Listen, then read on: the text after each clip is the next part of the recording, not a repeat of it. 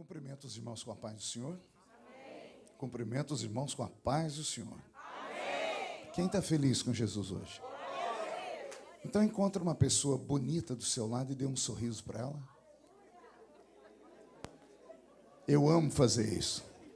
Tem gente que nem vira o pescoço. O negócio está tão ruim assim aí, gente. Geralmente, quando eu faço isso, eu vejo que tem gente que não vira o pescoço para lado nenhum, né? Porque não encontrou ninguém bonito, eu peço para olhar para o púlpito, né? Mas com exceção da filha do pastor, o negócio aqui está feio, né? Não é sério, se pegar aqueles dois, eu, o Roberto e aquele ali, o moço lá da bateria, é a caverna de Adulão, né? É uma alegria estar aqui com os irmãos nessa noite. Quero cumprimentar aqui com muito carinho o pastor Sérgio, sua esposa, a pastora Josiane. O senhor me deu até um frio na barriga. Eu achei que o senhor ia falar assim: eu escuto o pastor Marco pregar desde pequenininha. Ao inimigo, tá bem? Jesus usa, mas quando o diabo pega, dá aquilo ali. Um dia desse eu cheguei num culto, pastor Wesley, uma irmã, mas bem velhinha, anciã. Ela falou: pastor, era o meu sonho de conhecer. Eu falei: sério, por quê? Eu escuto o senhor desde pequenininha. Eu falei: o senhor tem certeza que sou eu? Ela falou: o senhor não é o Feliciano Amaral? Eu falei: não, o Feliciano Amaral cantou na Arca de Noé para os animaizinhos ficar tranquilos lá dentro. Primeiro cantor gospel do Brasil, Feliciano Amaral. Ela me confundiu com ele.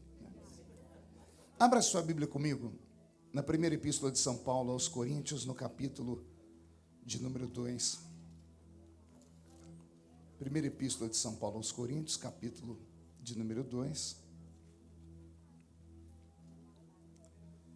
Quero cumprimentar aqui também o reverendo Duda Lisboa e a sua esposa, a irmã Fernanda, a cantora Helene Martins. Onde eu vim te achar, hein, garota? E você não é mais a mesma. A última vez que eu te vi, você parecia ser a avó dessa que está aqui agora. É sério, é sério, eu não reconheci. Falei que eu reconheci a voz. A pessoa não. Deus te abençoe, você e sua família, que são muito lindos. Tá? Achei que também o Serjão, Sérgio, aquele Serjão ali, ele era lá de Boston. Isso me deu uma dor de cabeça. Aí Jesus fez uma obra na vida dele. Aí ele ganhou a mãe dele, que era mãe de santo para Jesus. Aí depois ele trouxe mais uns 500 para Jesus, né? Família toda. Que alegria te ver, Sérgio. Foi batizado com o Espírito Santo num culto que eu estava pregando lá em Boston há 20 anos atrás. Nossa, sabe, lembra até a pregação, caçadores de jumentas. Oh, meu Deus. E não é que Jesus achou uma jumenta, né? Tá. Ao apóstolo Paulo Macedo, que está aqui muito conhecido na internet. Acho que vocês não ligaram a pessoa ao nome, né? O pastor Paulo Macedo foi que profetizou sobre a vida do presidente Bolsonaro, antes do Bolsonaro ser presidente da República. Os vídeos dele, registrou em cartório a profecia para o povo duvidar depois, né? Deus te abençoe muito, tá bom?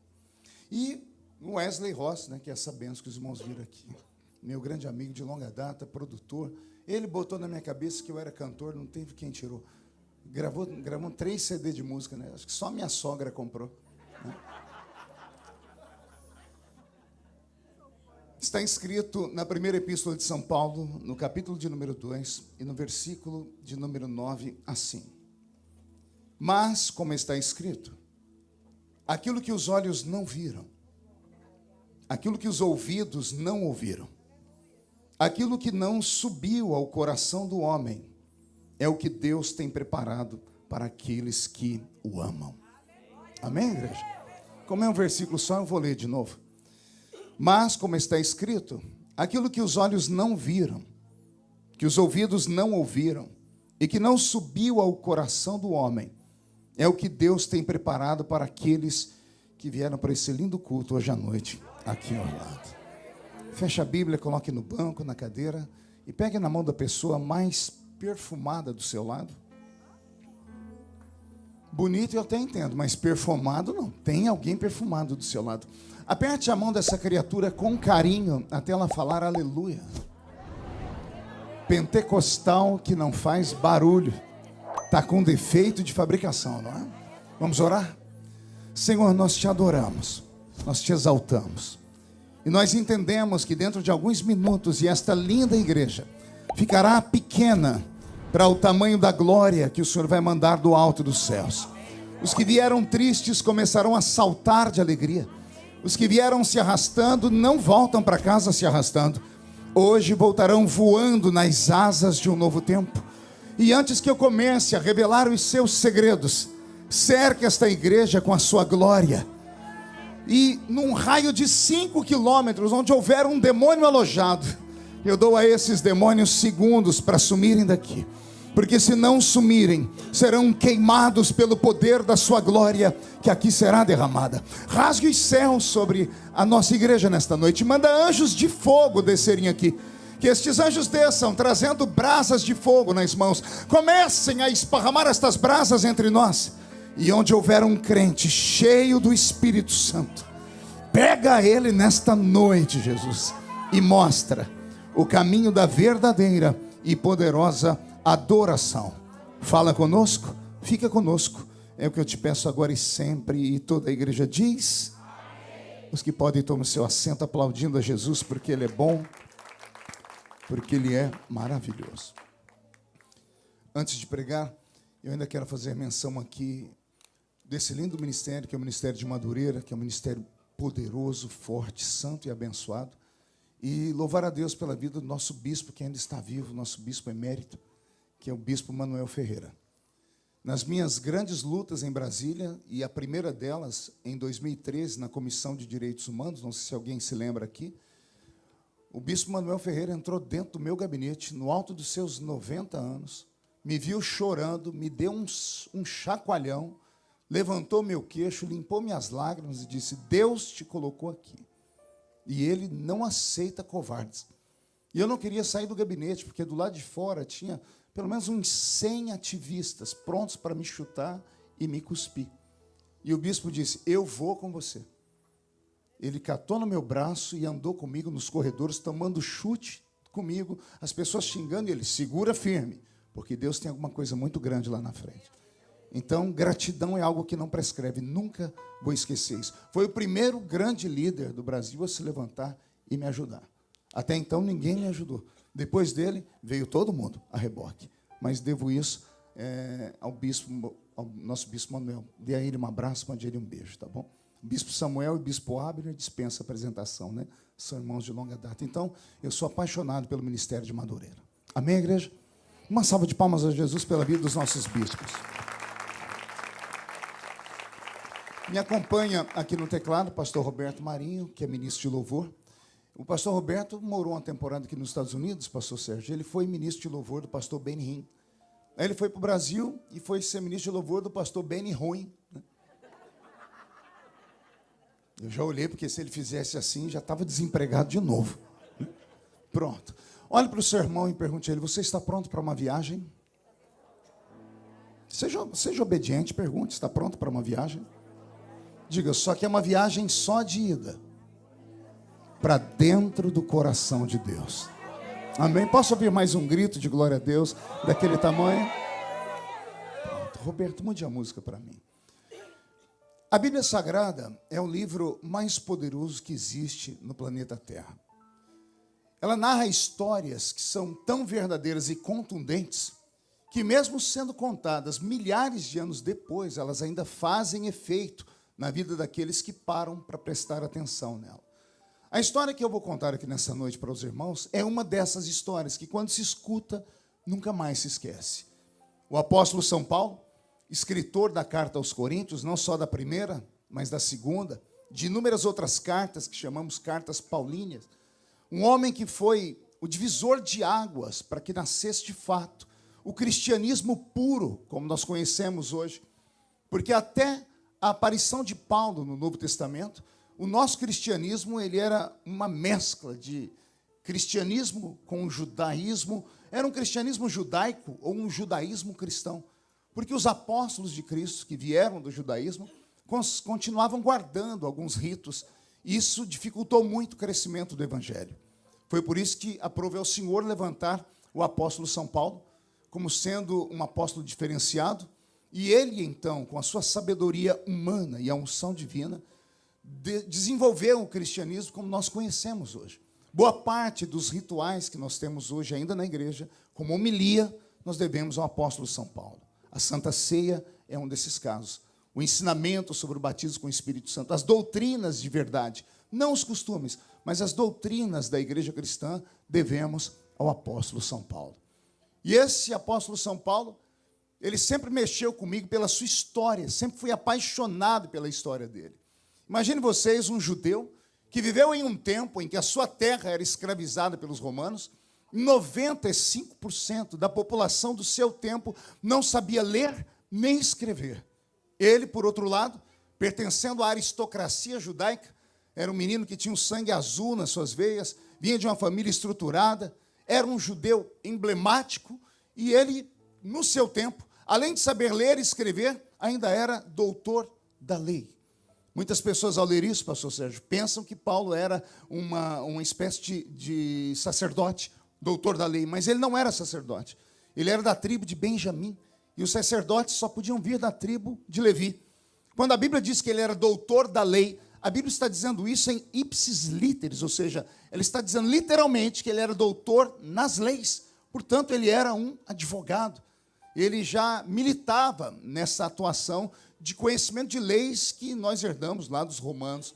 Então, um homem que, no seu tempo, nasce no meio de um povo escravizado, mas ele é diferenciado, veio de uma família rica, não tinha ele apenas a habilidade com a escrita, era um fenômeno de fala. Uma vez, eu sempre vi, várias vezes, eu vi pastores lerem no púlpito que Paulo dizendo, eu falo mais línguas do que todos vós, e os crentes entrando no mistério, dizendo, esse Paulo era penteca, né?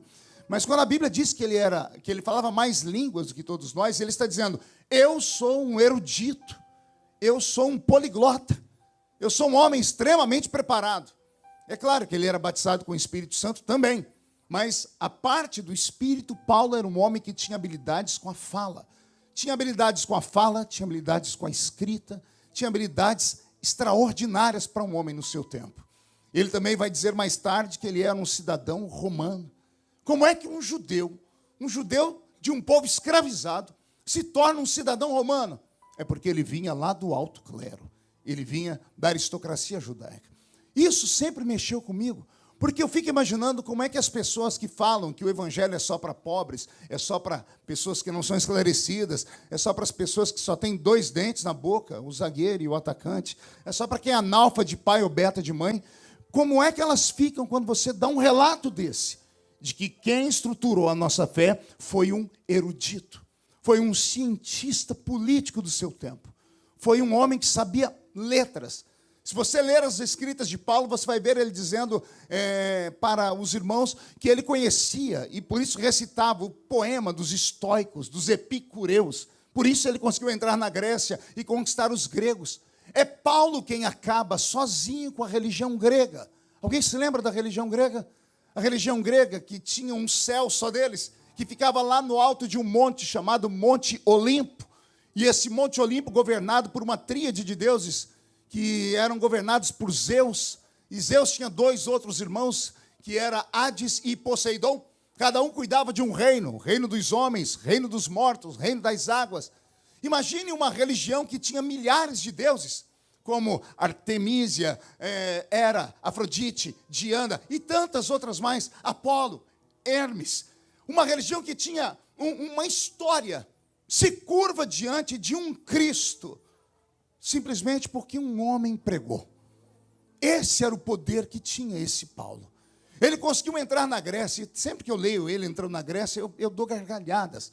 Porque se você quer começar o seu ministério e fazer sucesso, você tem que sonhar com o crescimento. E ele, como era judeu, poderia ter descido para o Egito, e do Egito entrado ali nos países da África, e pregar para os africanos que desde aquele tempo já sofriam muito. Uma coisa é você pregar para pessoas que têm necessidade com a sua aparência, necessidade física, necessidade de comida. Outra coisa é você subir para a Grécia e tentar pregar para homens e mulheres que tinham tudo e um pouco além de tudo. Não sei se vocês se lembram quando estudaram sobre a Grécia, porque sempre que estudamos na escola brasileira, chega uma hora que você é obrigado a falar sobre os gregos, por causa da sua cultura ou por causa das suas habilidades de artes. Sempre que me lembro da Grécia, eu me lembro dos meus professores falando, os gregos sempre foram um povo diferente. Um povo que tinha um DNA diferente. Havia beleza nos gregos daquela época. Até hoje, existe uma frase que quando passa um homem muito bonito na rua, algumas mulheres olham e dizem assim, lá vai um Deus. Oh, elas sabem. Um Deus grego. Por que Deus grego? Porque os gregos tinham uma beleza diferenciada, o DNA deles era, parece que não foram feitos na ponta do lápis, e eu não estou falando demais, se você estiver duvidando de mim, digite aí no Google, deuses da Grécia, e você vai ver a imagem de Zeus com o seu queixo quadrado, um peitoral desse tamanho e uma barriga de tanquinho igualzinha à barriga do pastor Wesley. Então, você vai ver, os deuses da Grécia, todos eles são belos. As deusas gregas, o que falar delas então? Todas elas extremamente bonitas, porque os gregos tinham um DNA diferenciado. Por que eu estou dizendo isso? Uma coisa é você pregar para uma pessoa que tem problema com a sua imagem, pessoas que não conseguem se aceitar, e hoje nós temos uma avalanche de pessoas com crises de imagem. Não sei se você tem um adolescente assim dentro de casa, que para sair de casa é um Deus os acuda. Para tirar uma selfie, tem que primeiro tirar umas 85 mil, para escolher uma, e isso se autorizarem. Porque tem problemas de imagem, problemas com o que são. Agora imagine você pregar para uma pessoa que ela olha no espelho e ela se vê um Deus, se vê como uma deusa. Porque assim eram os gregos, porque eles eram diferenciados na sua aparência. Não bastasse ser um povo bonito, pense num povo inteligente. Por exemplo, são os gregos que inventam a tal da filosofia. Não sei se isso já te deu trabalho na escola, ou na universidade, ou na faculdade, se já te deixou assim queimando os neurônios. Filosofia, a junção de duas palavras em latim, philos e sofia. Amigos da inteligência, amantes do saber, do conhecimento, são eles que inventaram esse negócio.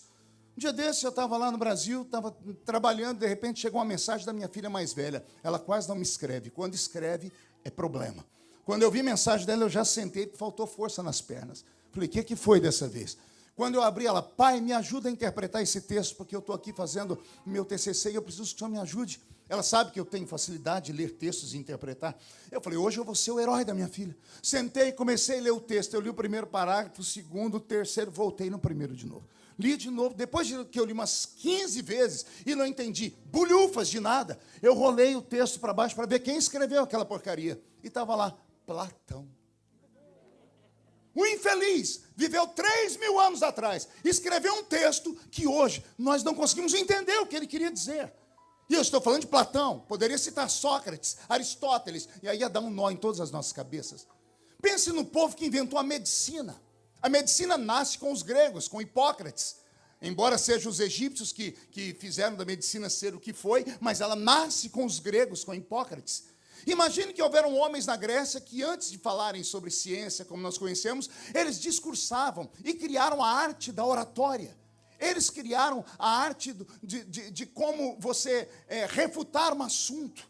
Eles criaram a dialética, eles criaram todas essas coisas que até os dias de hoje encantam a raça humana. E as pessoas mal conseguem interpretar. Eu estou falando dos gregos. Por que eu estou citando eles? Não era mais fácil você ir lá na África e pegar um grupo de pessoas que estavam lá, escravizados, famintos, e que não sabiam ler nem escrever, e pregar o evangelho para eles? Porque é muito mais fácil você ganhar uma pessoa ignorante de conhecimentos do que você tentar ganhar um filósofo. Não sei se você se lembra do Brasil, se você teve algum tipo de discussão com seu professor. Eu me lembro quando na sala de aula o meu professor começou a citar Nietzsche e colocou Nietzsche acima de todo potentado, porque Nietzsche disse que Deus estava morto. E quando você vai tentar refutar isso, seu professor começa a citar outros filósofos, e aí o aluno, ou ele se cala, porque se ele vencer o professor, ele é mandado embora da classe. Por quê? Porque os homens que têm conhecimento têm dificuldade em acreditar no Deus que nós cremos. Mas o nanico Paulo, ao invés de pregar para os pobres, ao invés de pregar para pessoas que não tinham cultura, ao invés de pregar para pessoas que não tinham paixão pela sua robustez física, ele sobe para a Grécia e vai pregar para homens e mulheres que eram inteligentes, que eram ricos e que eram bonitos. Esse nanico, quando eu chegar no céu, quero encontrar ele, dar um beijo nele e falar, você é o cara. Porque como é que pode um homem como você ter deixado tudo aqui e entrado na Grécia. E virou a Grécia de cabeça para baixo. Se você acha que eu estou falando muito, leia Atos capítulo 19. E você vai ver ele entrando na terceira maior cidade da Grécia, que era a cidade de Éfeso, e revirando aquela cidade do avesso. E destruindo o império da rainha dos céus. E colocando para correr demônios. E fechando centros de feitiçaria. Ao ponto que a Bíblia diz que os feiticeiros vinham para o meio da rua, trazendo suas fórmulas mágicas e livros para serem queimados aos pés de Paulo. Por quê? Porque quando tentaram fazer magia negra contra ele, Paulo usou o poder do Espírito Santo contra eles, e o poder do Espírito Santo engoliu toda a magia negra que havia naquela terra. Imagine um homem de 1,5 metro de altura. Eu acho que agora alguns gostaram. 1,5 metro de altura, manco de uma perna e caolho. E calvo por natureza. Esse é o apóstolo São Paulo. Ele não tinha robustez física, não era uma pessoa que de bom grado, nem de fino trato. Quem conhece a Bíblia sabe que ele era um homem difícil. Paulo era um homem extremamente hostil. Mas foi esse homem que revirou o mundo antigo do avesso. Ele sozinho pregou em todos os continentes do seu tempo, sem ter uma passagem de avião, sem ter combustível, apenas com seus pés, ou sentado em um dromedário, ou cortando esse nosso mundo dentro de navios. E nos seus navios, a Bíblia diz que no meio das viagens, por 3 vezes, ele sofreu naufrágio. Em alto mar. Não era num ribeiro, nem um córrego, nem uma lagoa. Em alto mar. Então, com Paulo, eu aprendo que crente não é igual peru. Quem morre na véspera é só peru. Quem tem vocação divina e uma chamada, a morte está impossibilitada de tocar nele, até Deus cumprir tudo que tem para fazer na vida dessa criatura. Quem crê no que eu disse, dê um grito de glória a Deus aí. É esse Paulo que vai escrever a carta aos Coríntios. Interessante, é o motivo que leva ele a escrever a carta. As pessoas pensam que a carta foi escrita quando ele estava em Corinto para ser mensagens a serem pregadas ali. Não é nada disso. A primeira carta de Paulo foi escrita 20 anos depois que ele pastoreou aquela linda igreja. Quantos anos eu disse? 20 anos antes, ele foi à cidade de Corinto, ele plantou uma igreja, ele ganhou almas e ele edificou esta igreja. E ele deu ensinamentos a esta igreja. E quando a igreja estava poderosa e pronta, ele deixa esta igreja como missionário e vai para outra terra. Dali ele vai para Galácia, para Panfilha, dali ele vai para Tessalônica. Mas a igreja de Corinto, ele planta no apogeu do seu ministério. Tinha ele deixado a cidade de Antioquia para trás, porque lá em Antioquia ele foi missionário junto com o nosso querido presbítero, irmão Barnabé. Mas aí acabou que não deu muito certo, porque Paulo era mestre, Barnabé era presbítero, bem assembleiano, daquele jeito, bem seguro, e Paulo era um evangelista, e acabou que não deram certo. Paulo sai daquele lugar e vai para a igreja de Corinto, ou para a cidade de Corinto. E ele chega num lugar onde as pessoas são intelectuais, onde as pessoas são bonitas, e onde as pessoas são ricas. Então, o que é que ele faz para ganhar aquele povo? Ele leva a eles um evangelho de poder. Na segunda carta dele aos Coríntios, ele vai dizer: quando eu estive aí, um de vocês veio falar comigo, me elogiar, dizendo que se lembrava de quando eu preguei aqui no início, que eu era muito sábio, e eu tive que resistir a esta pessoa, dizendo a ela: não, quando eu fui ter convosco, nada do que eu vos falei foi em sublimidade de palavras de sabedoria humana, mas quando eu fui ter convosco, o que eu apresentei para vocês foi a revelação, foi o poder, foi a unção, foi o sobrenatural. O que fez a igreja de Corinto crescer não foi a minha filosofia, mas foi quando o Espírito Santo se movia entre vocês. Paulo vai escrever isso 20 anos depois. Portanto, há um hiato de separação entre Paulo e os coríntios de 2 décadas. A tradição diz que Paulo estava em uma embarcação, quando dentro da embarcação foi reconhecido por um moço bonito, empresário, que ao se aproximar dele se apresenta e diz para ele: eu sou membro da igreja que o senhor fundou há 20 anos atrás na cidade de Corinto. Eu imagino a alegria de Paulo, encontrar um membro de uma igreja que ele pastoreou há 20 anos atrás. Depois de boas gargalhadas, depois de bons abraços, depois de cumprimentos, eu imagino Paulo perguntando aquilo que qualquer pastor que passou por uma igreja perguntaria a um membro depois de encontrá-lo. E Paulo perguntando a ele: como está a igreja de Corinto? E o rapaz, já esperando aquela pergunta, não viu a hora de contar. Porque ele foi menino quando Paulo era pastor na igreja. Filho de crentes que Paulo havia ganhado. E o moço, nos seus 20 anos, viu a metamorfose da igreja. E viu o crescimento dela em algumas áreas. E é isso que ele vai falar para Paulo. A igreja está uma bênção. Nós construímos dezenas de congregações ao redor de Corinto e nas cidades circunvizinhas. Diz a tradição que quando ele diz isso a Paulo, Paulo diz, rapaz, você não entendeu a minha pergunta. Eu perguntei como está a igreja de Corinto. E o rapaz, então, busca na sua mente o que foi que ele falou de errado e diz, agora eu entendi, me perdoe, Paulo. A igreja está bem porque ela está fazendo a verdadeira religião. Ela está cuidando dos órfãos, ela está cuidando das viúvas. Nós queremos núcleos de apoio de pessoas que nós buscamos na rua e damos a eles as esmolas, estamos dando a eles os alimentos. Nós estamos fazendo a área social perfeita. A tradição diz que o velho Paulo olhou o rapaz e disse, você ainda não entendeu a minha pergunta. A minha pergunta é, como está a igreja de Corinto?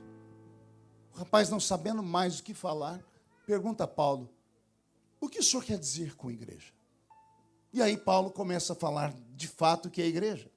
E ele faz a separação, dizendo, a igreja é uma instituição viva. A organização religiosa, não. A igreja é diferente do templo. Porque o templo é feito por mãos humanas. E Deus não habita em templos feitos por mãos humanas, está escrito na palavra. A igreja não é um templo feito por mãos humanas.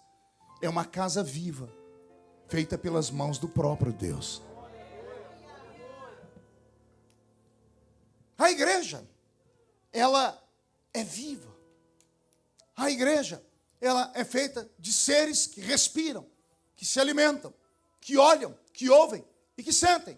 E que precisam de apoio e ajuda em todas as áreas. Não apenas na área física, mas também na área emocional. Esta é a verdadeira igreja. Enquanto você, rapaz, pensa apenas na instituição religiosa, e a instituição religiosa, ela é uma organização. Enquanto a igreja é um organismo, olha que palavras parecem iguais, organismo e organização. O organismo é uma coisa, a organização é outra. A organização, para poder funcionar em algum ambiente, ela precisa de autorização de um poder humano. Precisa de autorização do governo. Sem autorização do governo, a organização não subsiste, porque ela não pode ser reconhecida se não for registrada. E aí começam a vir os problemas. Pergunte quais. Vou dar um problema meu. Me lembro quando fundei a nossa igreja lá em Orlândia, 12 anos atrás, com a bênção da minha convenção. Tínhamos o templo, tínhamos tudo, e eu fui lá no cartório, cidade pequena, todo mundo conhece todo mundo, e o moço do cartório, o escrivão, me conhecia, falou, Marco, você aqui? Eu disse, sim. O que você veio fazer? Vim registrar a minha igreja. E ele, que bom, vamos lá, me dá a documentação aí que você tem. Passei, ele disse, vem cá, quem é o dono da igreja? Eu disse, é Jesus Cristo, o Senhor de Nazaré. Ele sorriu para mim e disse, você tem o CPF dele aí? Alguém lembra do CPF? Seria o seu Social Security aqui? E eu disse, não. Ele disse, e o RG dele? Eu também não tenho. Disse, tem um CNPJ? Eu falei, não tenho nada disso. Ele disse, então esse não pode ser o dono desta igreja que vai estar aqui no papel. Eu falei, como assim? Porque quem vai responder por essa igreja tem que ter um documento, um endereço aqui nesse planeta. Porque se o teto desabar e morrer alguém, ou se der algum problema com o fisco, esta pessoa que é a dona da igreja tem que responder juridicamente. E o seu Jesus não pode ser o dono dela, porque não tem documento e não tem onde achar ele. E foi a coisa mais mundana que eu vi na vida. E falo para vocês, eu registrei contrariado. Eu tive que tirar do meu bolso, meu documento. E lá, no nome da igreja, está lá eu, pastor presidente, ou seja, eu sou o dono daquela igreja. E eu saí triste dali. Eu falei, Jesus, Senhor, olha, eu não sou dono da igreja. Aí o Senhor falou comigo, filho, não precisa nem falar. A minha igreja não é essa aí, não. Essa que está no papel não é a minha igreja. Esta aí é uma organização religiosa. Para sobreviver, ela precisa que homens mandem nela. E homens mandam mesmo. Se mandar sentar, tem que sentar. Se mandar levantar, tem que levantar. Se mandar sair, tem que sair. Porque o homem manda nela. Agora, a minha verdadeira igreja, ela é um pouquinho diferente. Homem não manda nela. Quem manda nela? Só o meu espírito. Porque esta igreja tem um nome escrito no livro da vida. E não foi escrito por cartório humano. Foi escrito pela minha própria mão. Então a diferença entre organismo e organização é gigante. A organização é dona das poltronas, é dona do púlpito, é dona do som, é dona do prédio, é dona da conta bancária, é dono dos títulos que ela deu para muitos que estão dentro dela. Tanto é que ela dá o título e tira, se for preciso. Se a pessoa errar, vai lá e toma dele o título. Esta é a organização. O organismo não. O organismo, tudo que foi dado a ele, não veio da horizontal. Porque tudo que é dado na horizontal, a horizontal toma. Tudo que o homem dá, o homem tira.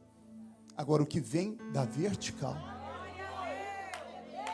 vou falar de novo. O que vem do céu.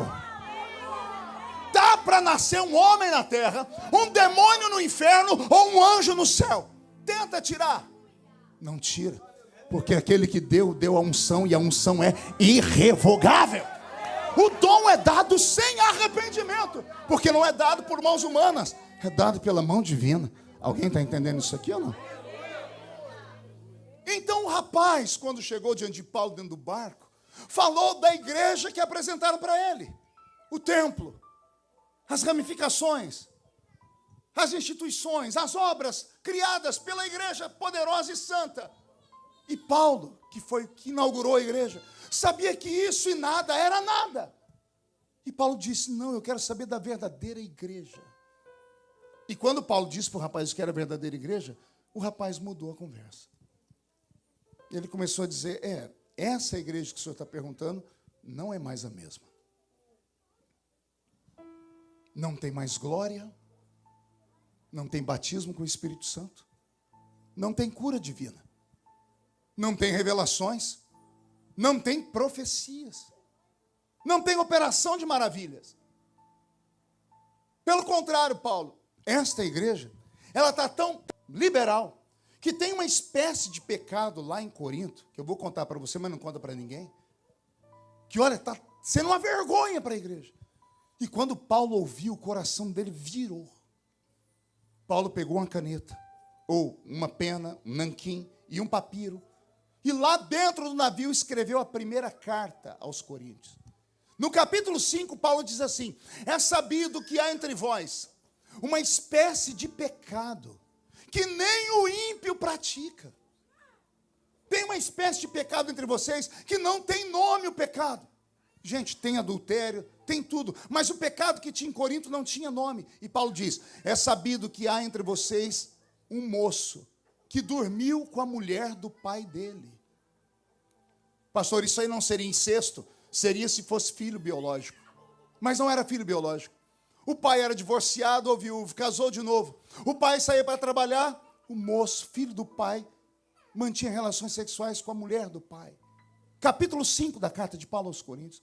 Paulo diz, vocês estão aceitando isso aí. E aí quando você vasculha os textos, dá um nojo. Porque nós vamos descobrir que esse moço era filho de um crente poderosíssimo na cidade de Corinto, que tinha um dízimo tão grande, que fazia com que todo o ministério de Corinto se sentissem tranquilos e confortáveis. E por conta do nome do pai, não se mexia no pecado do menino e deixava as coisas acontecerem. Quando Paulo escreve isso, ele diz, estou entendendo porque a igreja aí não é mais a mesma. Porque houve uma ruptura. Vocês perderam a essência. Vocês transformaram a igreja num lugar de entretenimento. Vocês transformaram a igreja em algo que não é igreja. Esse texto tem 2000 anos. E hoje nós vemos acontecer exatamente a mesma coisa. Eu estou velho, minha barba branca está aqui para testificar. Eu prego desde criança. E eu sou assembleiano. E amo a Assembleia de Deus. E eu confesso aos irmãos que nesses últimos 3, 4 anos, está me dando uma coisa esquisita, Elaine. Eu estou indo pregar em igrejas que tem um nome, às vezes eu saio do culto para ver a placa, se é mesmo Assembleia de Deus. Aí eu olho e digo, não é Assembleia de Deus, porque a aparência é de Assembleia de Deus. Os irmãos têm a cara de assembleiano. O nosso culto, a nossa homilia é assembleiana. Aí eu falo, mas está faltando alguma coisa dentro da igreja. E aí eu começo a me lembrar dos cultos lá da roça. De quando eu era um menino, lá na Vila Tatu. Que nós não tínhamos instrumentos tão bonitos como esses aqui, como tem hoje na minha igreja. Era só um velho pandeiro e uma sanfona. E nós não tínhamos condições de termos cantores do quilate da Elaine, do Wesley. Não tínhamos condições de levar pregadores do meu naipe lá. Era no meio da roça. Então o pregador era o velho presbítero, que tinha aquela grande barriga assembleiana, a curva da prosperidade. Com aquela gravata que por cima da barriga parecia um papagaio. E só tinha 2 dentes na boca ainda. Era o zagueiro e o atacante. Era o pregador do culto. As músicas eram as músicas dos velhos compositores centenários da harpa cristã. E não é que durante a cantoria do hino 15 da harpa, não foi na cruz, no meio do hino o presbítero tinha que pegar um sininho e chacoalhar para fazer as mãos. Quieta, que nós está cantando, não é hora de dar glória a Deus. Por quê? Porque aí alguém levantava, não, é que Jesus batizou com o Espírito Santo aqui. O presbítero só faltava falar, o senhor batizou fora da hora. Porque ficava com o sininho chacoalhando aqui para ver se todo mundo quietava. Olha, que dimensão de culto era aquela. Aqueles irmãos não tinham 1/3 da beleza que nós temos. Eles não tinham 1/3 da cultura que nós temos. O velho presbítero Ovídio Ramos não sabia ler nem escrever, ele não tinha 1/100 do conhecimento bíblico que eu tenho. Mas eu só queria ter 10% da unção que aquele velho tinha. Que quando ele olhava para os irmãos, ele lia a Bíblia tudo errado. Ele falava, vamos ler aqui no livro de Êxodo, livro de Genésio. Um dia ele chegou lá espavitado no salãozinho e disse assim, Jesus falou comigo que vai levantar alguém aqui hoje. E esse alguém vai ter a unção do profeta Albuquerque. Levantou a irmã Maria de Paula, a profetisa. Ovídio, quem é esse profeta? Ele é de outro país. Vai ler a Bíblia, mulher, é o profeta da Bíblia, o Albuquerque da Bíblia. Diz, mas não tem Albuquerque na Bíblia. Diz, tem, porque o Albuquerque da Bíblia falou assim, aviva a sua obra, Senhor. No meio dos anos, a notifica. Naíra, lembra-te da misericórdia. Era o profeta Abacuque, mas o velho insistia dizendo que era o Albuquerque. Ele lia tudo errado, mas quando ele terminava de ler qualquer coisa, as lágrimas iam descendo. Ele tirava aquele óculos perneta da cara, que só tinha uma perna no óculos, levantava aquela mão gigante, cheia de calos, de tanto capinar roça, cortar cana de açúcar. E ele, com aqueles 2 dentinhos na boca, dizia, eu não sei falar bonito, mas sei falar 4 coisas que ninguém nunca vai tirar de mim. Primeira, que o meu Jesus salva. Segunda, que ele liberta. Terceira, que ele cura. E 4, vai voltar nessa terra para me levar para o céu no arrebatamento. O culto acabava ali. Porque uma unção tomava conta. Minha barba está toda arrepiada. Era isso que acontecia. O ambiente era tomado por algo que o dinheiro não compra, que a beleza não atrai, que o intelecto não consegue absorver. Havia algo naqueles ambientes. E eu sinto falta disso. Eu sinto falta, eu sei que eu não sou o único. Eu sei que muitos que estão aqui sentem falta disso também. Porque vieram para uma terra difícil. Vieram para uma nova vida, para uma outra vida. Quem sai da sua pátria e vem para cá, recomeça a vida do nada. Tem que aprender a ler, tem que aprender a escrever, tem que aprender a andar, tem que aprender a sobreviver. Muitos, em busca de uma vida melhor, tiveram que partir a família no meio. Deixaram a metade lá, agora não consegue vir, não consegue entrar nem por outro lado. A sua vida aqui é um verdadeiro inferno. Não bastasse isso, você tem que trabalhar mais que qualquer pessoa do mundo para sobreviver. Tem que enfrentar coisas que você nunca imaginou que ia enfrentar na vida, como dormir num colchãozinho, num cantinho, numa casa de um irmão que está cedendo para você e repartir comida com você. E aí tudo que você precisava nesse momento era estar em uma igreja viva, uma igreja poderosa, igual aquela onde você congregava, que te mandou para cá. Ou você se esqueceu como foi que você veio para cá?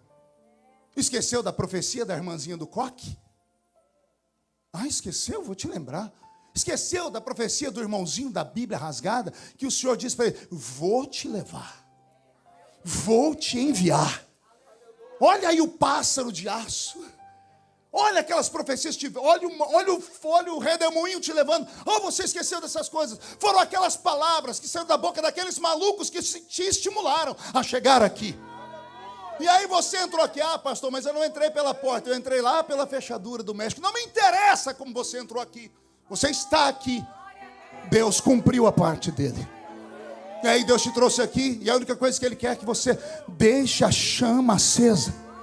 Permaneça com fogo aqui dentro do coração. Mas aí vem a luta, aí vem o problema, aí vem a dificuldade, você vai se esfriando. E aí, para ajudar, você não encontra mais uma igreja daquela forma. Com raríssimas exceções. Hoje, quando eu cheguei aqui, vi os irmãos do joelhinho dobrado, eu também glorifiquei a Deus, Wesley. Eu falei, essa é a Assembleia de Deus. Aí eu vi os irmãos adorarem e falei, esta é a Assembleia de Deus. Não estou aqui puxando sardinha para a minha igreja, eu prego em todos os ministérios, mas a Assembleia de Deus, ela tem algo. Não dá para explicar o que é. É algo divino. É algo que faz a pessoa ficar alicerçada ali. Eu dizia agora há pouco, o pastor Sérgio ali dentro da salinha dele, pessoas que se convertem em outro ministério e vêm para a Assembleia de Deus, firmam. Um assembleiano sai da Assembleia de Deus e vai para outro ministério. Ele não consegue firmar, ele fica pulando de igreja em igreja. Até abrir uma igreja para ele. Ele tenta fazer cópia da Assembleia de Deus, não dá conta.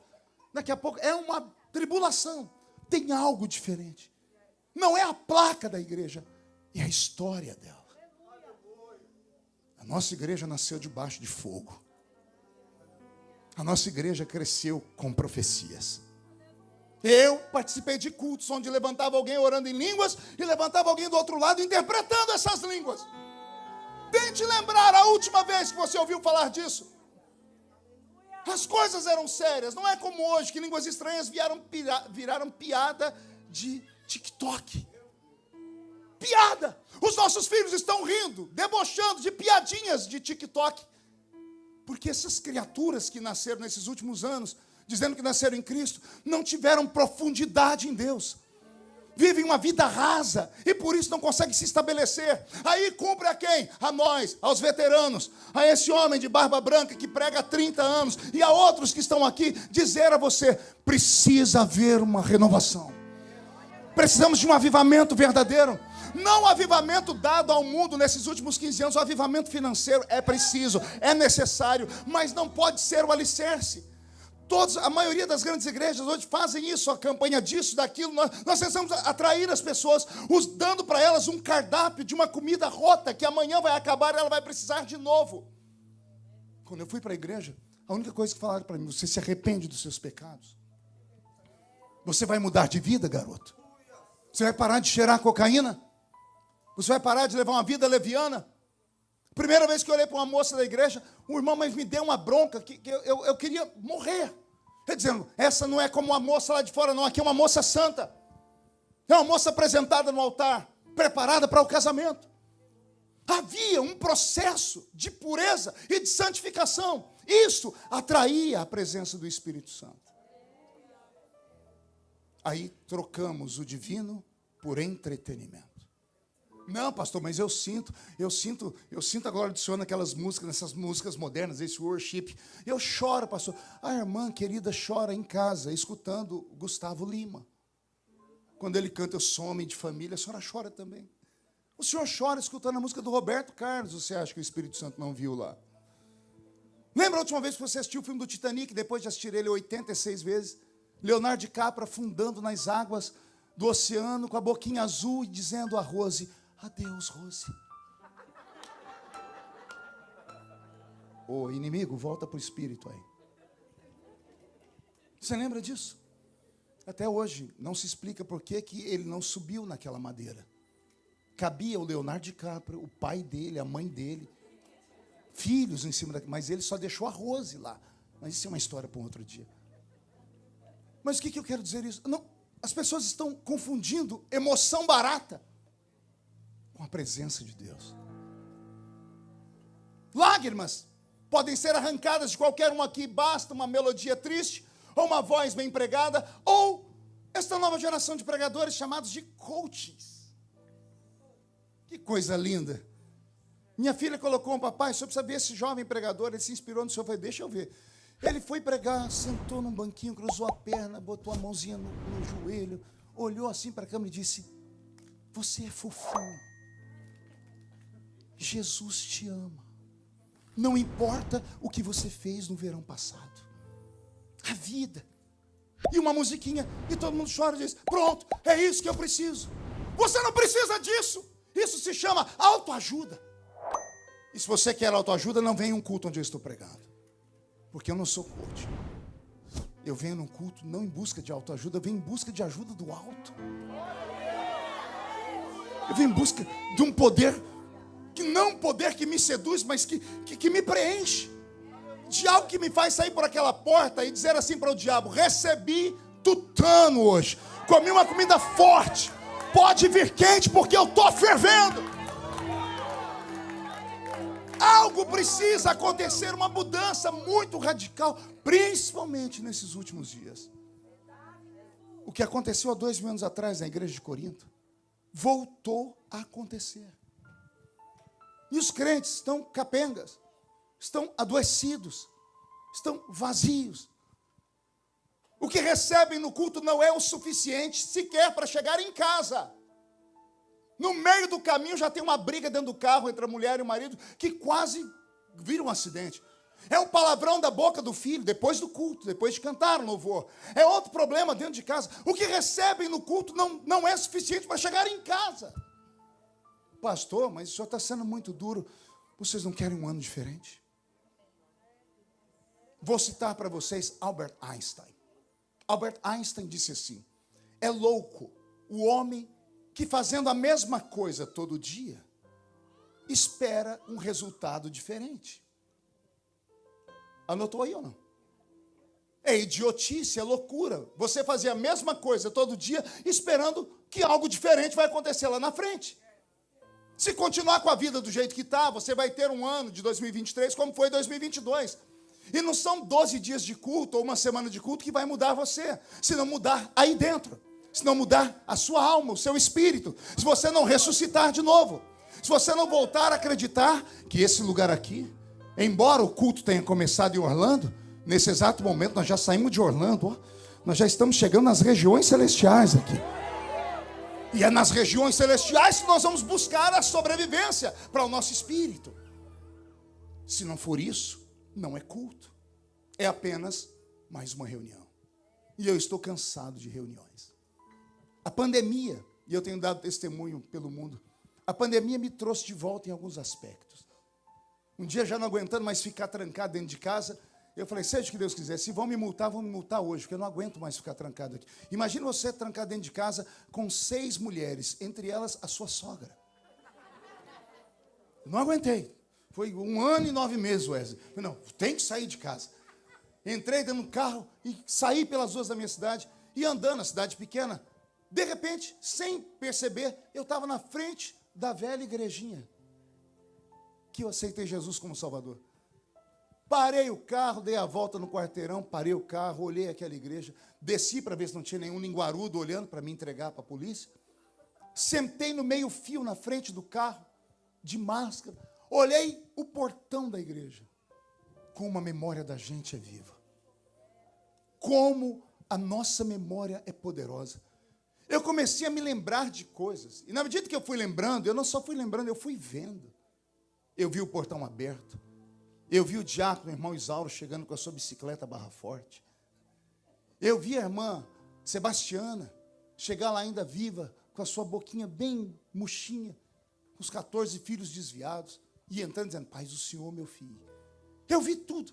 Eu me vi jovem, chegando na escola dominical, indo para o ensaio da mocidade.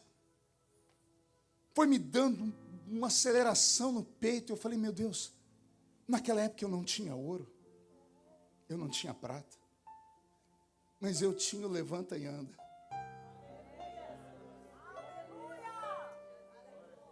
Não era o templo de Salomão, mas tinha a essência do velho cenáculo.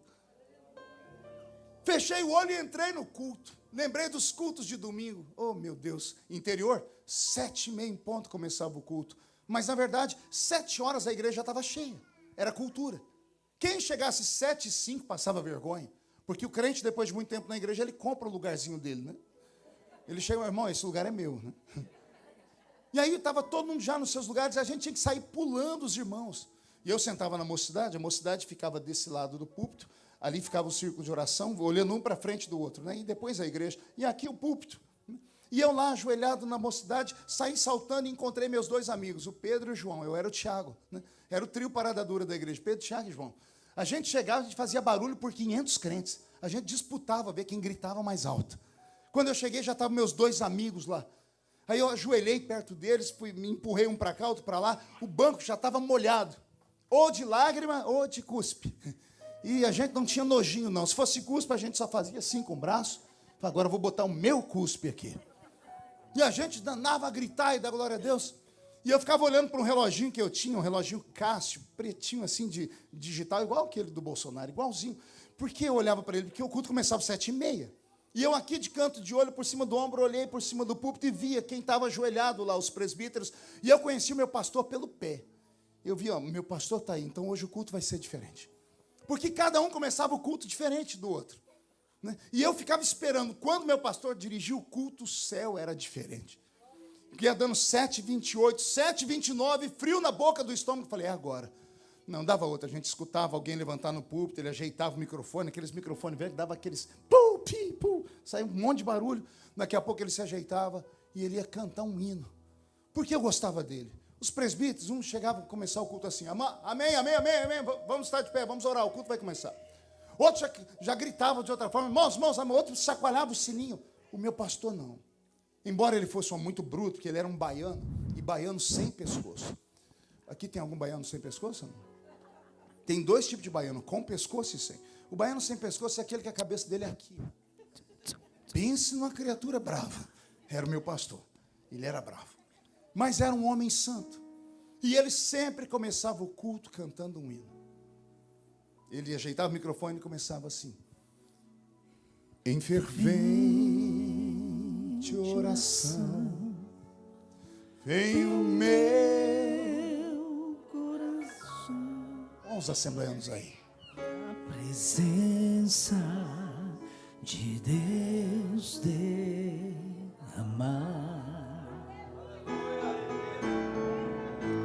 Mas só podes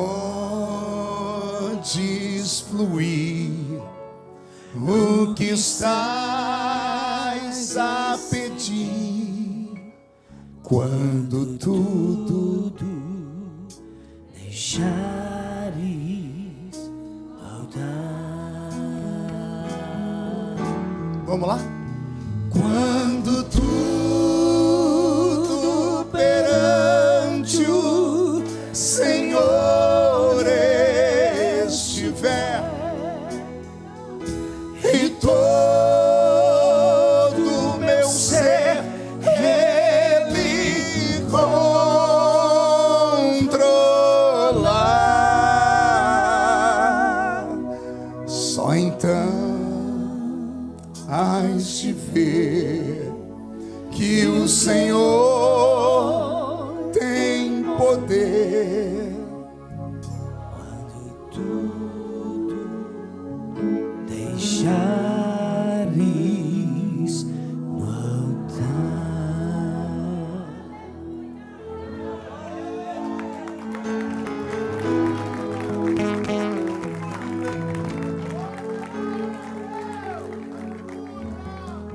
Segurar para não chorar.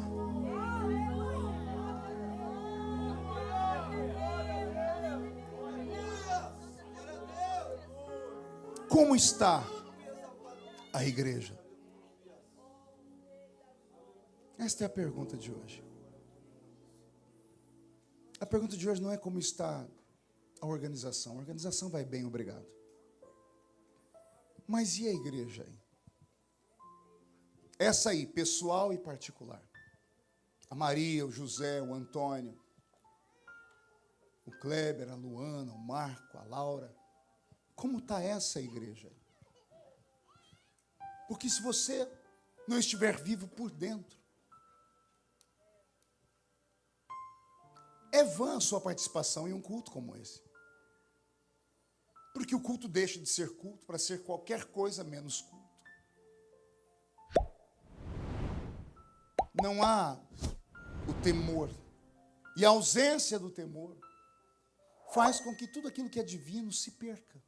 Porque o que é divino não se percebe com o corpo físico, se percebe com o espírito.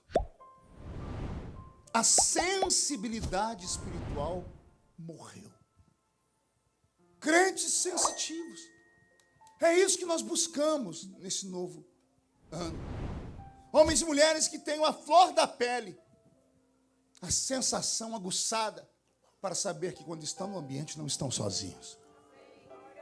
Para saber que tudo que acontece aqui de divino não vem do homem, vem do céu. E tudo que é divino, que está ausente, pode ser atraído, não com força humana, mas com a força do nosso espírito. Quando Paulo envia essa carta aos Coríntios, a igreja de Corinto sofre um colapso, porque quando um presbítero leu a carta de Paulo, imagine se alguém chegasse aqui e dissesse assim, ó, temos uma carta aqui de Daniel Berg, ou Gunnar Vingre, que deixaram uma carta profética para Debras em Orlando.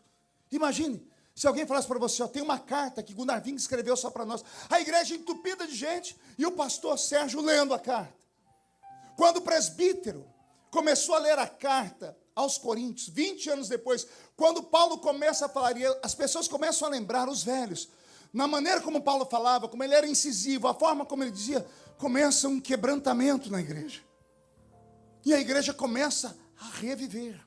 Só que para reviver, Paulo tem que rememorar a igreja. A primeira carta aos Coríntios é uma carta de memórias. Por isso nós temos o capítulo 11, o capítulo 12 e o capítulo 13, Paulo falando sobre os dons do Espírito Santo. Porque aquela igreja já não vivia mais os dons. Então Paulo queria reavivar a memória deles.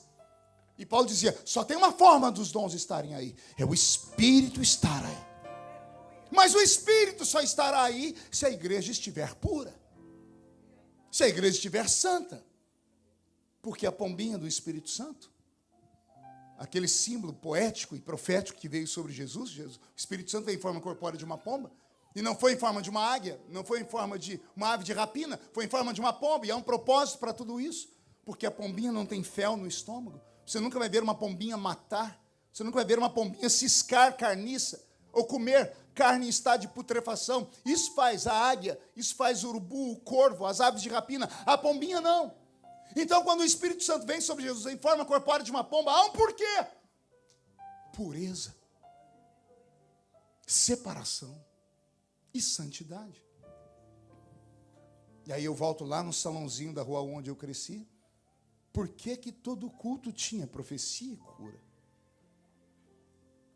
Por que que o velho presbítero, que não conhecia nada de teologia, pregava e a gente voava no céu? O ambiente era sacro. O ambiente era puro. O ambiente era santo. O crente só tinha 3 lugares para ir: casa, trabalho e igreja. Era perseguido em casa e no trabalho. Só restava a igreja. E na igreja a gente podia gritar à vontade, porque o nosso pai nos escutava. Aí nossos velhos pais oraram, e Deus, por misericórdia, concedeu um 4º lugar para os filhos dos crentes ir: a escola. E aí os nossos filhos aprenderam a ler e a escrever. E aí nós oramos, vamos mandar para a faculdade. E depois da faculdade, perdemos os nossos filhos. Perdemos as nossas crianças.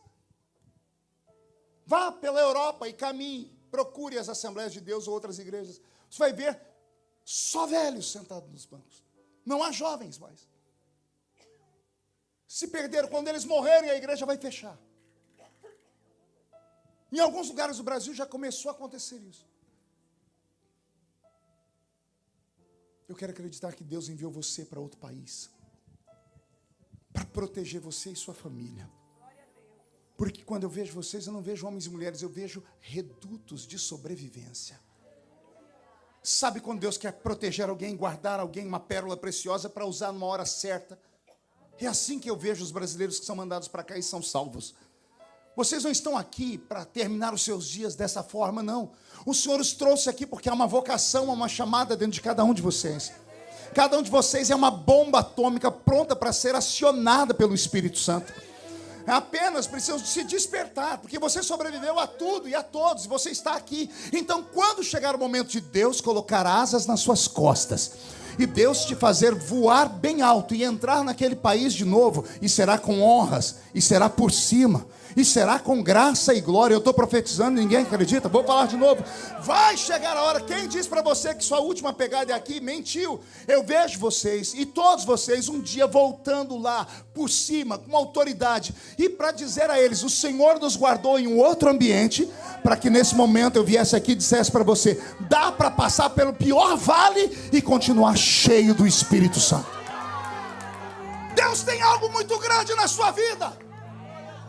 Só há uma explicação para você estar aqui ainda, mesmo que faltando um pedaço, mesmo machucado, mesmo triturado.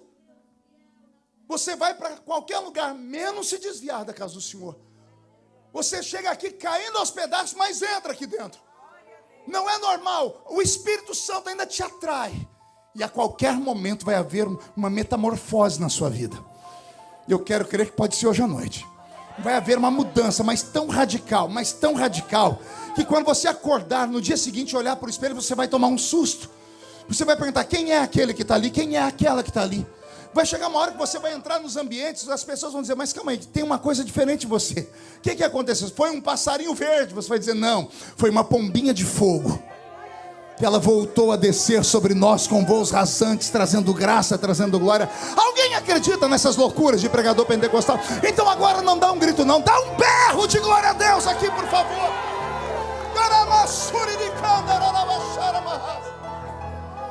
Ele está aqui. Mão direita erguida bem alto. Chacoalhe a sua mão direita. Por respeito ao velho pregador, coloque a mão no ombro de quem está do seu lado. Peça licença, pessoa. Se ela ficar brava, diz: o pregador está mandando. O médico falou para não contrariar ele.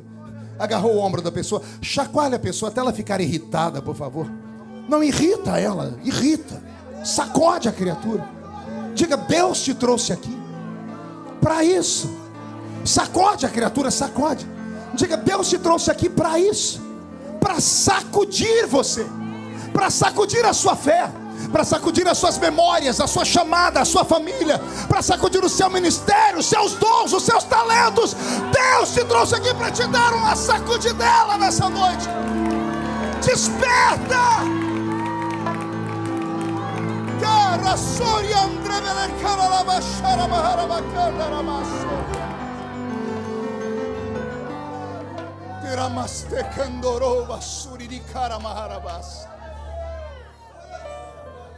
É possível ser moderno sem ser mundano.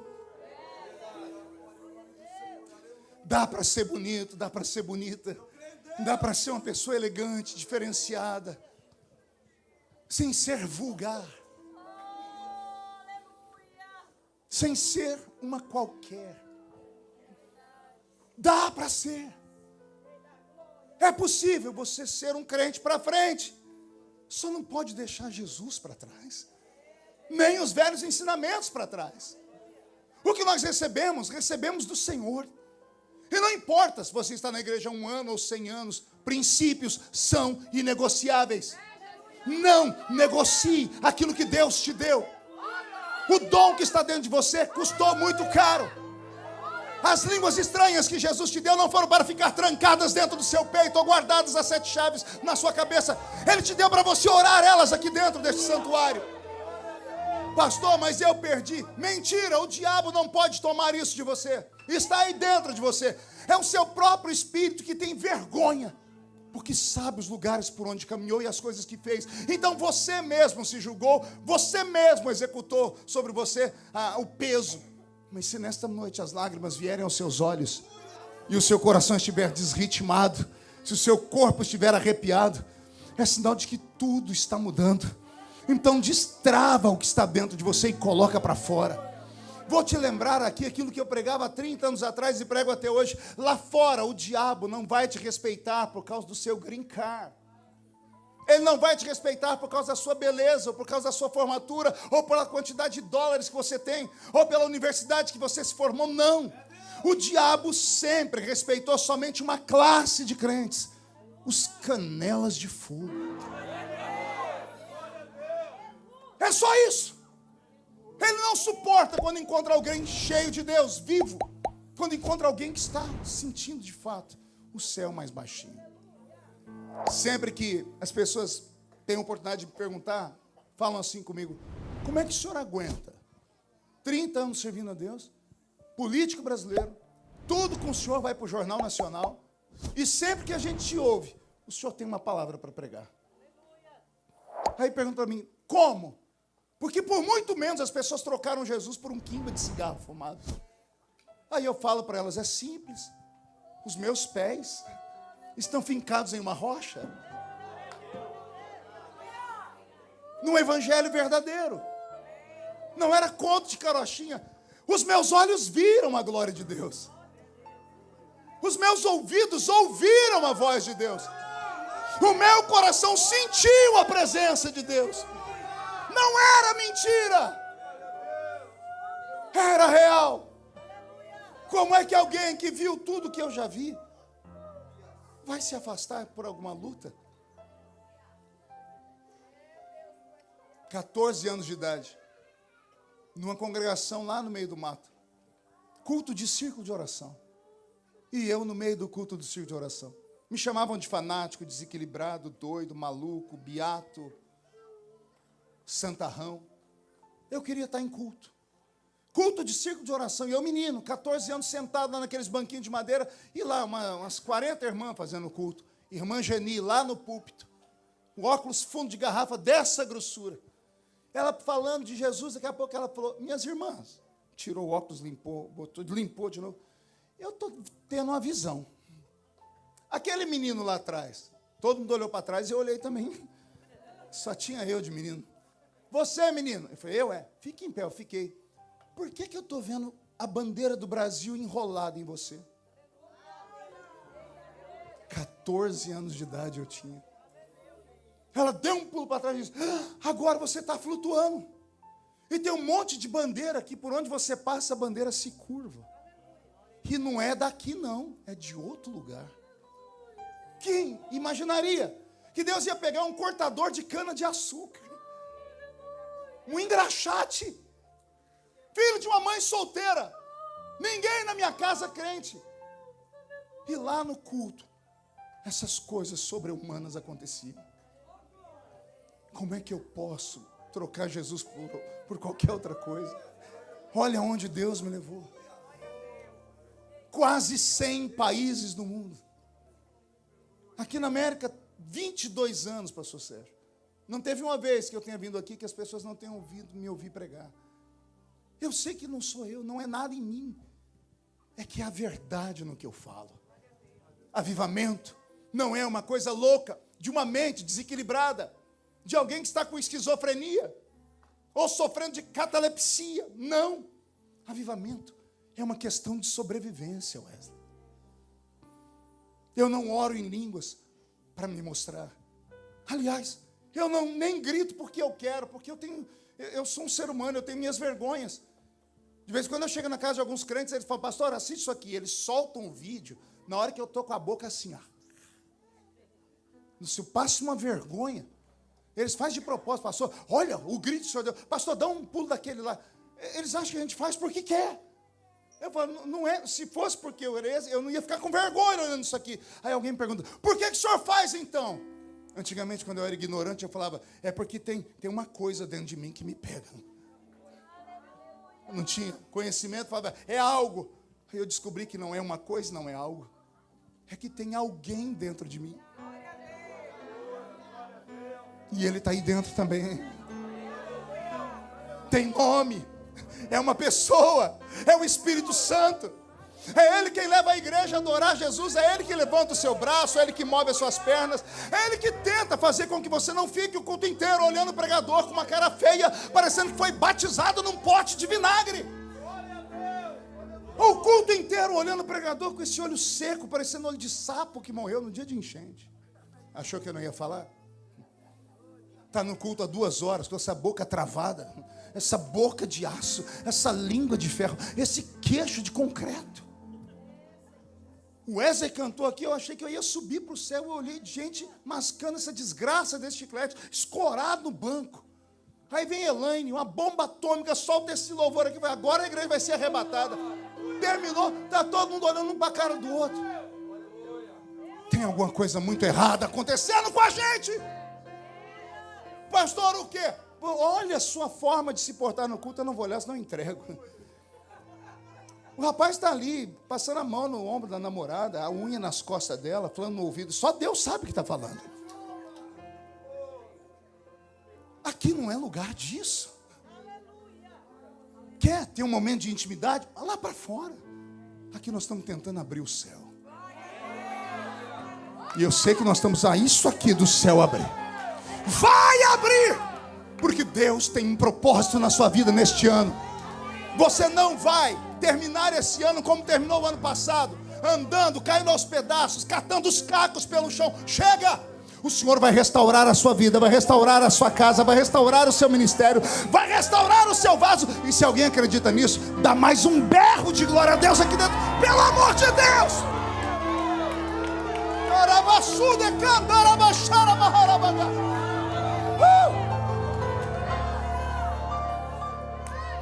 E não me venha com desculpas. Não venha me falar, não, pastor, é que eu sou uma pessoa equilibrada. É que eu já fui crente menino, agora eu não sou mais. Vai arrumar um tanque de roupa suja para lavar. Não me venha com essas desculpas esfarrapadas, porque são com essas desculpas que as pessoas terminam sem nada na vida da fé cristã, sem nada do sobrenatural. Não é isso. Não é intelecto, porque por intelecto está aqui Paulo. O erudito da Bíblia ensinando sobre batismo com o Espírito Santo, ensinando sobre cura divina. É o erudito da Bíblia. Não é o Zé Mané que não sabia ler nem escrever, do Pedro que estava lá pescando. É Paulo que está ensinando sobre o sobrenatural. É um intelectual que está dizendo. Você sabia que o evangelho da Bíblia que tem mais curas é o evangelho de Lucas? Pegue todas as curas, 64 curas e milagres no Novo Testamento. Pegue no evangelho de Lucas. Lucas relata o maior número de curas. Pergunta, como é que um médico, cientista, que só acredita no que vê, no que é reproduzido dentro de um laboratório através da química, física ou matemática, como é que um médico fica escrevendo sobre cura sobrenatural? Os intelectuais da Bíblia foram tocados pelo sobre-humano e pregaram sobre ele. Aí vem eu e você, um é da Vila Tatu, o outro é da esquina do sovaco sujo. Mal sabe falar how are you? Aí fica dizendo, não, aquilo ali não é de Deus. Ah, caiu? Caiu como? Para frente ou para trás? Para trás. Então é do diabo, porque Deus não derruba ninguém. Caiu para frente. Talvez seja de Deus, porque os profetas da Bíblia caíam diante do anjo. Ó, conversa. E se a pessoa cair de lado? Idioma. Nós não somos juízes de causas espirituais. E isso mata a fé. Quando você vê um crente desses pular, gritar, falar em línguas, se você não sente o que ele sente, feche os olhos e ignore. Nem toque neles. Porque se não houver discernimento, você pode cometer um pecado que não tem perdão. Blasfêmia contra o Espírito Santo. Alguém sabe o que é o pecado da blasfêmia? Sabe mesmo?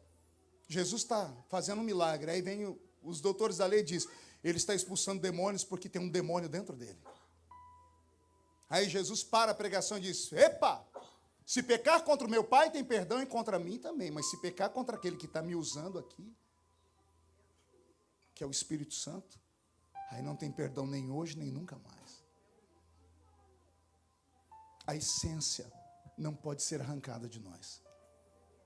Todos os problemas da vida do crente, eu encerro aqui, todos têm origem no vazio deixado pelo poder do Espírito Santo. Tudo que acontece na sua vida, tudo, começa no vazio da presença do Espírito Santo. Porque quando você era mais crente, quando você era mais simples, mais humilde, mas era cheio do Espírito Santo, nada te atrapalhava. Você vai se esfriando e começa a arrumar um monte de desculpas. Não deixe a chama apagar. Aí Paulo, sabendo que a carta ia ser muito dura, tão mais dura que a minha pregação, ele disse assim para os crentes, já vou amaciar vocês. Eu sei que a situação aí não está boa, mas nem tudo está perdido, porque há entre vós um remanescente. E para este remanescente, assim diz o Senhor: aquilo que os olhos não viram, aquilo que os ouvidos ainda não ouviram, aquilo que não subiu ao coração do homem, é o que Deus reservou para esse grupo que está aí no meio de vocês, escondido, mas que quer essa graça, essa glória e esta unção. Vai acontecer um avivamento em Orlando. Ouça, um avivamento de verdade. Porque as pessoas confundem avivamento com ajuntamento, com multidões. Avivamento nunca foi quantidade, sempre foi qualidade. Qualidade. Entendeu? Para grandes avivamentos, Jesus não liberou uma unção para uma multidão. Quando ele quis dar unção sobre os espíritos, ele chamou 70. Eis que eu envio sobre vós um poder para vocês pisarem sobre serpentes e escorpiões, só 70. Quando ele quis revelar o evangelho do reino, ele chamou só 12. Avivamento começa com poucos, mas poucos que tenham qualidade. Esta igreja nasceu há pouco tempo e ela já é uma bênção. E eu tenho certeza que ela vai fazer história aqui. Então não olhe para a esquerda, nem para a direita, nem para movimentos. Não olhe para movimentos. Olhe para a essência, para a unção, para a graça. Porque quando Deus estartar a sua graça, essa casa ficará pequena. E vocês vão ter que ir para um lugar maior, e depois outro lugar maior. E uma glória que esta terra já teve com os imigrantes brasileiros em outro tempo, vai voltar. Só que a glória da última casa será maior do que a glória da primeira casa. E eu estou pregando para homens e mulheres que farão parte disto. Mas para fazer parte disso, você não pode só estar aqui de corpo presente. Seu espírito tem que buscar. Está na hora de você sentar com a sua família, rever alguns conceitos e valores. Sentar com seus filhos, rever conceitos e valores. Chamar os irmãos para conceitos e valores. Ouvir a voz do pastor. Respeitar a Bíblia. E fazer o seu culto ser um culto de verdade. Se fizer isso, o restante vem a reboque. Porque Deus não mudou, é o mesmo ontem, hoje e será eternamente o Criador. Aqueles que querem ver o que não viram, ouvir o que não ouviram e sentir o que ainda não sentiram, fiquem de pé.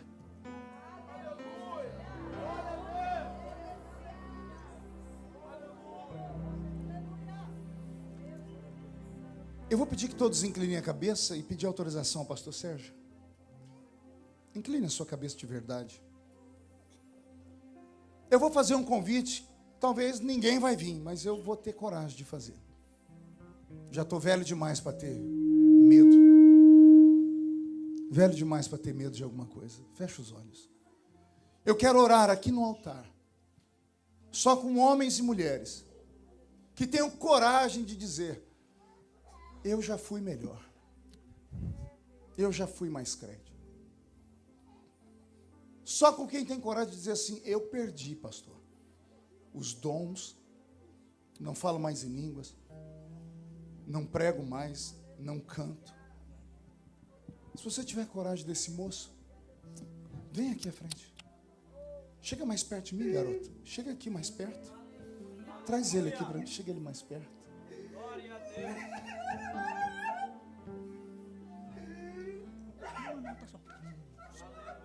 Isso é avivamento.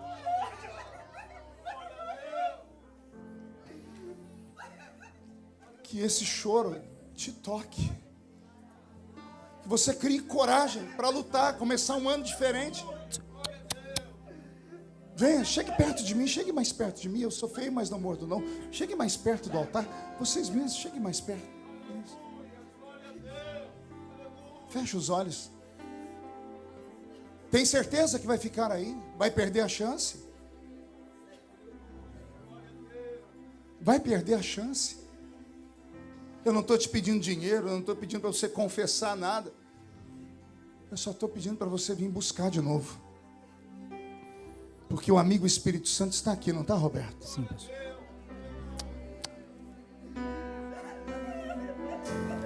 Nosso amigo Santo Espírito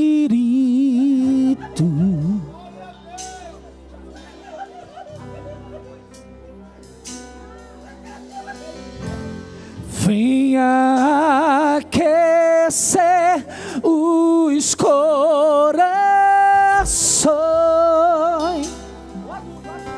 Vem, força,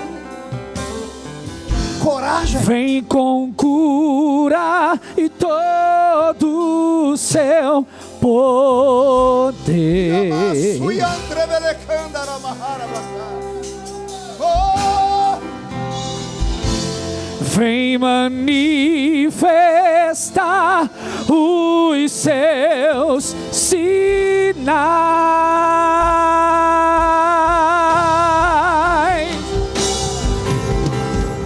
O que dizer, o que fazer quando Ele vem aqui?